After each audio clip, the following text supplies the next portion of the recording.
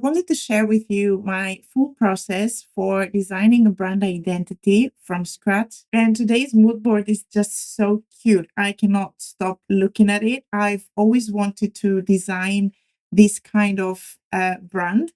And this project came in and I couldn't say no, of course. Mood board is part of the first stage of the design process. It's actually before the design. So after I speak with the client and I learn all the information that there is about their brand and what they're looking to do, this is a new brand. So it's going to be a range of perfumes for starters, but it might develop into soap and different personal care products and bath bombs and shower gels. We need to create a brand that is cohesive, is powerful, is unique, that it can also evolve with the brand as well as their product. So the client asked specifically for a retro looking brand, but we were in between two different mood boards, and I'm going to show you the two variations. In the first stage, the most fun part is putting together the two variations of mood boards so that the client can really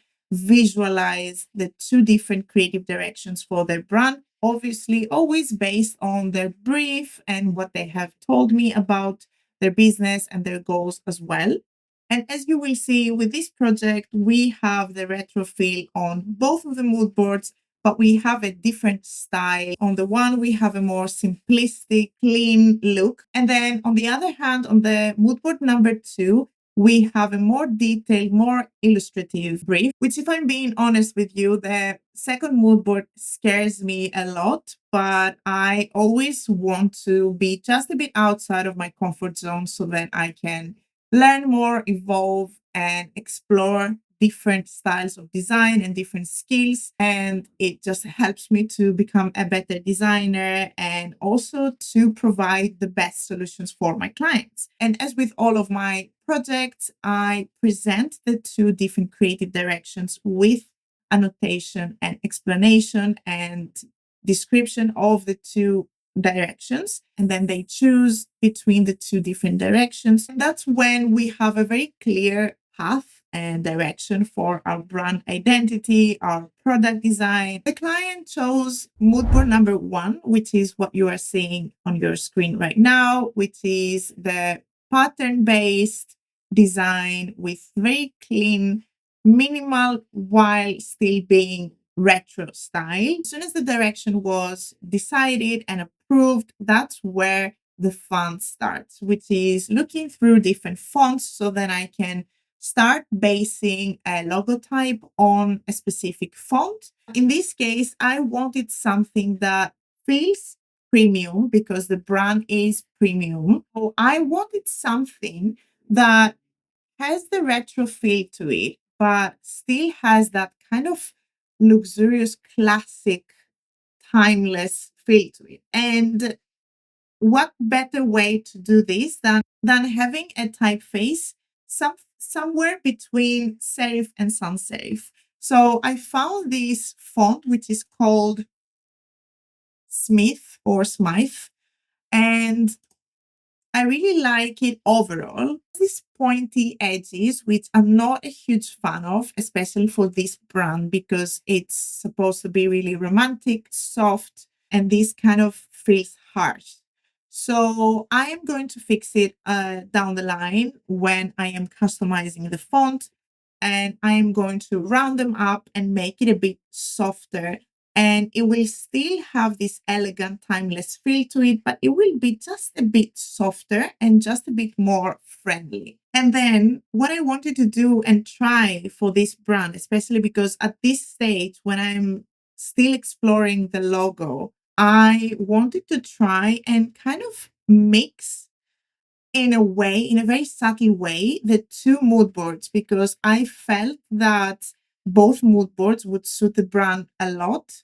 But since the client wanted a more simplistic look, I wanted to see if I can incorporate just a touch of the mood board number 2 in the brand so then it stays minimal and simplistic, again, with the retro feel in it. But I wanted to have this kind of small details that can add interest to the brand. And that's where I started exploring illustration. Now, illustration is definitely not my strong suit, and it's because it terrifies me, and I haven't really given it time and the chance for it to convince me that I can do it and I can do it well. So, this is a very light attempt to illustration. Of course, it's a very line oriented and very simplistic and very handmade illustration. And this is what I wanted to add to the brand so that it has that kind of more personal touch to it. Um, I feel like in this way, it can stand out even more. And then we can always use these elements of illustration in social media and as well as print designs, marketing collateral, or the website as well. So I started designing these kind of really dainty flowers because all of the products are going to be really romantic, really sweet, and really floral. So it felt like a perfect combination. And then I started playing around with the layout of the logo to see how I can make it responsive. So we needed different types of layouts so then the logo and the brand can be responsive and visible and legible on all the different uses that the client would need. So we have, for example, the use of social media icons, and then we have the website and product packaging design, some print collateral.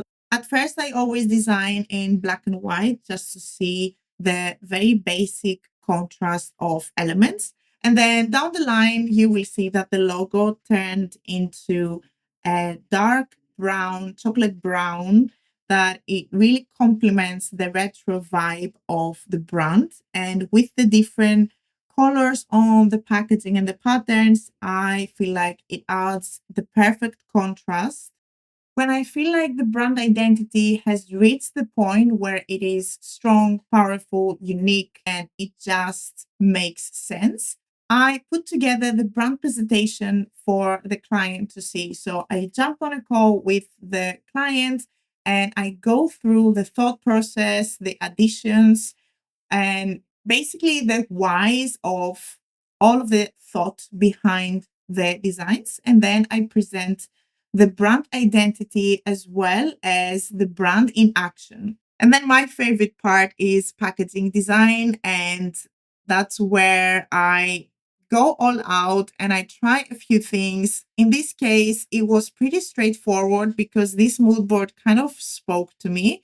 So the final design that you see now on your screen is not very far from the initial concept that I presented to the client, especially because I also had the name of the three fragrances that they will be launching first. I think it is really cute that it will be in a tin box and that it will stand out, and also you really shouldn't throw away this packaging. I also love these kind of packagings because they can stay for a long time with their owner.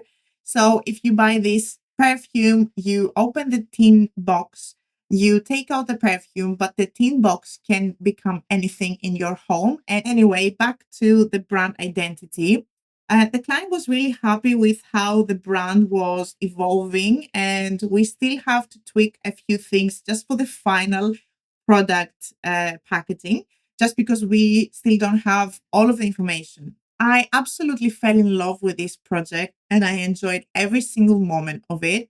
And I created these patterns from scratch. For example, the plate pattern, you saw that I designed from scratch, as well as the diamond pattern. You want to see how I did it, then let me know in the comments and I will make sure to create a separate video of how to create this diamond pattern. It was fairly easy. And also let me know in the comments if you would buy this perfume, because I definitely would. I would love to hear if you have any feedback or if you would do something different for this type of brand. On my channel, I have some more design process videos that you can look at. And if you are looking for business or design advice, I also have videos on those topics. So make sure to check those out.